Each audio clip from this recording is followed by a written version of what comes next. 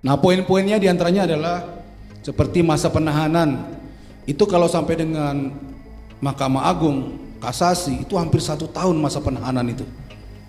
Ya, dari mulai penyidik, jaksa, pengadilan, sampai dengan kasasi.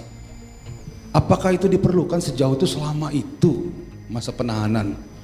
Ini nanti akan dikurangi. Oh, nanti APH-nya kesulitan. Ya, profesional lah di situ. Cobalah, kalau ragu-ragu ini bukan pidana ya jangan dipaksakan. Kalau ragu-ragu bikin pidana ya buat keputusan. Saksi juga bisa didampingi oleh pengacara. Dalam rangka hak asasi manusia itu, pengacara itu menjadi orang terdepan untuk melindungi hak-hak dia. Apakah nanti menyulitkan APH, aparat penegak hukum? Tidak.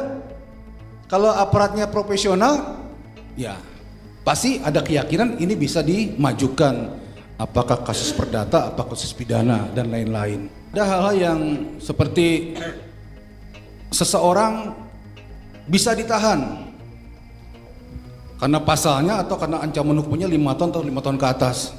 Nah, penahanan ini kan subjektif. Alasannya adalah takut melarikan diri, mengulangi perbuatan, menghilangkan barang bukti. Nah, sekarang nanti istilah subjektif diganti objektif. Bisa didebatkan itu dasar penahanan itu. Kenapa harus ditahan?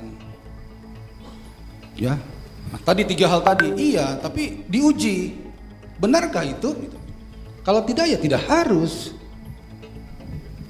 Apalagi kita tahu bersama tahanan kita itu penuh. 60% lebih tahanan kita itu narkoba. Sisanya pidana khusus dan pidana umum. Itu kalau kebijakan di APH tentang penahanan dilaksanakan terus, itu penuh tahanan kurang terus dan biaya membiayai tahanan itu besar. Negara tidak mampu kadang-kadang untuk membiayainya.